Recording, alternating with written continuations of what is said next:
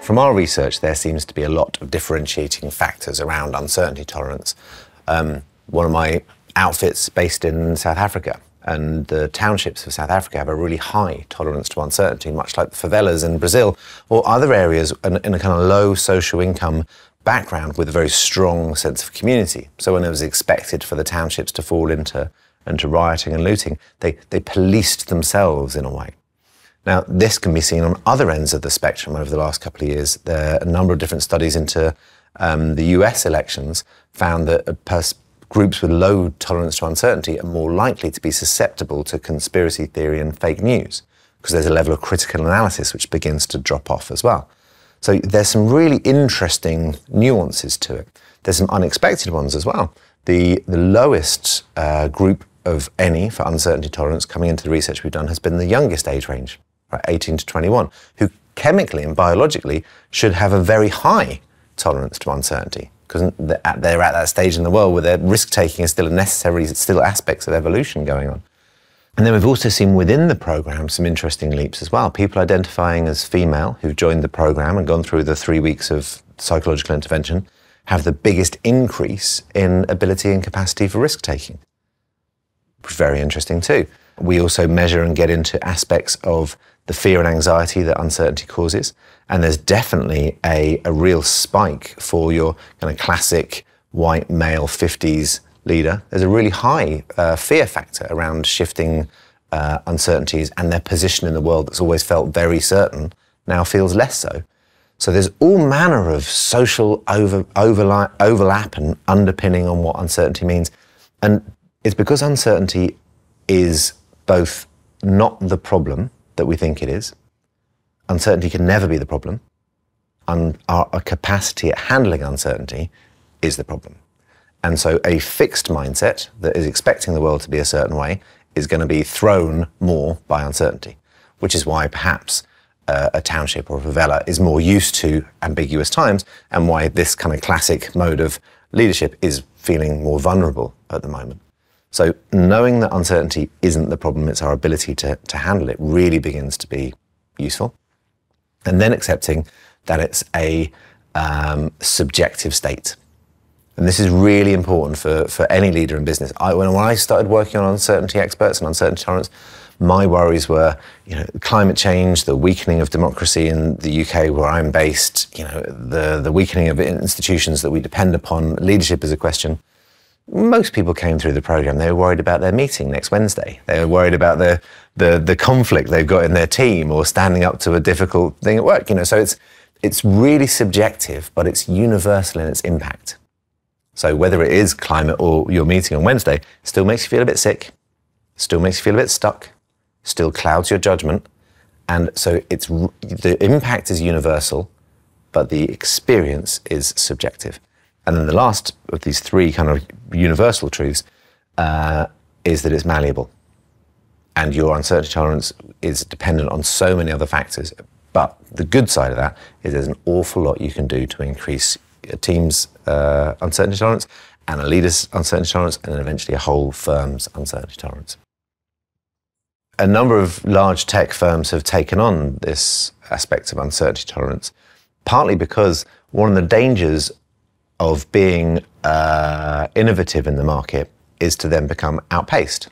So Netflix, for example, Netflix demonstrated an ability at handling uncertainty, bought a new technology, then grew massively, and now, as is a classic case, they have to run the risk of all the other newer startups around them. And how do you manage to now maintain a culture of growth and innovation and uncertainty tolerance when actually the business is trying to reassure itself, bolster and establish deeper roots? And so the work we did internally there was very interesting, because you saw a really high positive association with uncertainty. We can see this is a good thing. It has delivered results for us, both commercially and through technology and financially. However, there was a strong negative association with uncertainty. This has been problematic. The different policies that we're negotiating in different countries, the rise of the streamers that we've brought into the market, the writers' strikes.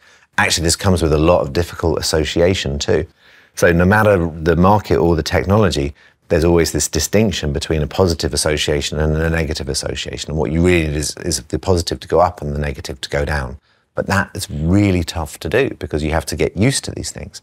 Douglas Adams once said of technology, anything that is invented before the age of 18 is always going to be part of the natural order of things. Anything that's invented between the ages of 18 and 35, you should almost certainly get a job in.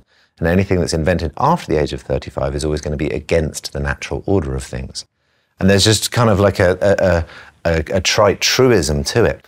But what uncertainty tolerance allows you to do is to bend that rule.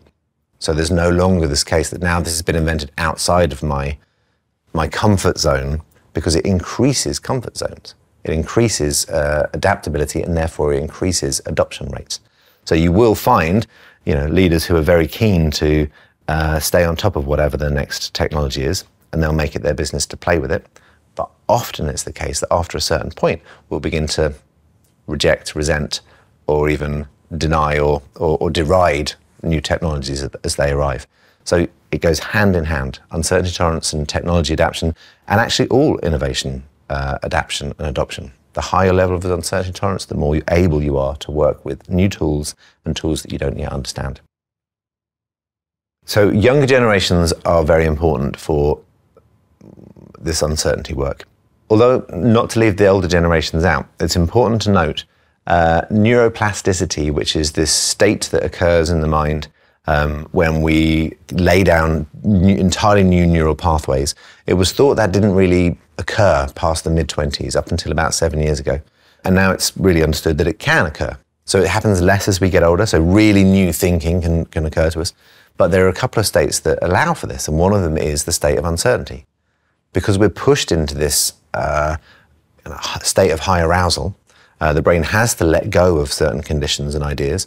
And in this place of information gathering and seeking, neuroplasticity, where the brain kind of heats up or becomes more malleable, takes place. So actually uncertainty is really good for an older generation and their ability for new thinking. But in a younger age range, it's become really essential. I think there's an identity crisis amongst young people. And I say that having run a social enterprise for hundreds of thousands of young people in multiple markets around the world. I think it's never been a harder time for that generation. And one of the key aspects of growing up is identity and being able to play with identity. And that's one of the brilliant things I think that the advances of technology has enabled young people to do. When I was young, you were either a goth or a skater or whatever, and you never let those worlds overlap. And now you can be multiples of those. However, within that, you have to create a central place of locus after a while, some understanding and some decision making, problem solving and deepening of that sense of identity and who you are, so that you are not thrown by each and every uncertainty that comes your way. And as you begin to lay down the roots that lead to adulthood, uncertainty is guaranteed. And this is part of the mission and part of my worry at the moment, because it seems to have such a profound negative effect. And that's not the case. So we've asked nearly 20,000 people, can they describe uncertainty? 98% of the responses we get are negative. Less than 2 people say, it's a place of growth, it's a place of development. But that's absolutely the case. So there's this huge opportunity for the reframe, certainly for a young generation, but also for an older generation, to understand that uncertainty is a place of growth, it's a place of adventure, it's a place of discovery, it's a place of lessons and learning. It's also one of the few places that you get to exist outside of the rules that you've been given, and you can genuinely find out something truly new. And that's a hard message to get across when life is pretty tough and you don't have the tools for it. Because the first tool for navigating uncertainty is one of emotional regulation. Because if you perceive uncertainty as a threat, and that's the human body does, before you've even consciously come to terms with that it may or may not be a threat, your body has perceived it as a threat. And that's why uncertainty tolerance is so necessary, because once the body's picked up as a threat, you go into threat reduction, which would then be basically something called our negativity bias. And this, to conclude, is where the problem really comes in. So natural negativity bias in your average human being on an evolutionary basis was thought to be around 1 in 10. So for every 10 things coming your way, 1 might be perceived as worth trying, 9 would be a risk. It's thought that that's up to around 200 in 1. And the highest group, the highest negative bias, is our young people. So you have this profound moment when you've got this generation looking out to the world for all of the opportunity that it could be, all of the technology they can get their hands on, and their role in shaping it, and their perception of their impact, the likelihood of it working, is the lowest it can possibly be. I think there is an overall sense that the world is divided into binary solutions and answers. There is a very profound sense of here's what success looks like in a gender normative, financially decided, set of, that's what success still looks like. And the messiness that's required to get there isn't celebrated, I don't think. I don't think a sense of messiness or play. I don't think making mistakes is ever considered an option. We missed the mark. There was an interesting conversation about failure a couple of years ago, and then it just ended up as an Instagram aphorism or a poster on the wall or something that sounded nice but no one ever enjoyed or got a promotion on the back of it. I think at the centre of it, I think there's a dichotomy. The World Economic Forum declared creativity is the most important skill for the mid-2020s, and I don't think anyone would disagree. But I haven't yet been into a firm where I believe that's what is the lifeblood of the organisation. Most firms I've been into, if you ask people honestly, they'd say that conformity was the most important way to get ahead. And it's in there that we have a challenge, because we can encourage a generation coming through or a bunch of new starters at work or an innovation unit to go out and be creative. But what we see around us is that conformity, not creativity, is how we get along in life. I think it's increasingly within most businesses' understanding of their role in the world to have a degree of social responsibility. I think as I was growing up very interested in this, and I ran a social enterprise for a long time, that phrase we once had of giving back, which is really understandable, it's not there in the generation of entrepreneurs who I mentor coming through now. And it's one of the biggest perceived differences I can see. A CEO in their 20s versus CEOs that I'll still mentor in their 40s and 50s. There's no giving back down there anymore, because there's no sense of taking. There isn't this acceptance that business models are in some degree based on not exploitation per se, but the extractive form of capitalism that I grew up learning and understanding. You did want to make sure that you were giving back as well. Most of the business models I see coming through now don't have that sense. They haven't set a clearer sense of their role as a citizen, even if it's a business, an expectation of a degree of transparency that perhaps wasn't there before. And I really think that's the evolution of all of this. I think the very important, meaningful moment around having purpose in business over the last 10 years, which I've seen really mature and lead to some incredible breakthrough work. I think the logical next step for that is just transparency, and purpose will give way to more transparency. So yes, absolutely. When a firm is being brave and bringing something new to the market and investing in technologies, and we won't always fully know their implications, then of course we have to try and do all we can to back them up, because that's always going to be the trade-off.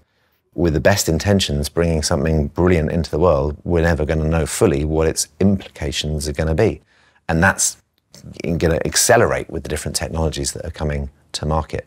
So yeah, there's a really interesting role. How do you be, it takes us into the line of being good ancestors, understanding the implications of something that you're bringing into the world that is going to be truly innovative is very hard to do, but it's a necessary part of the thinking process for sure.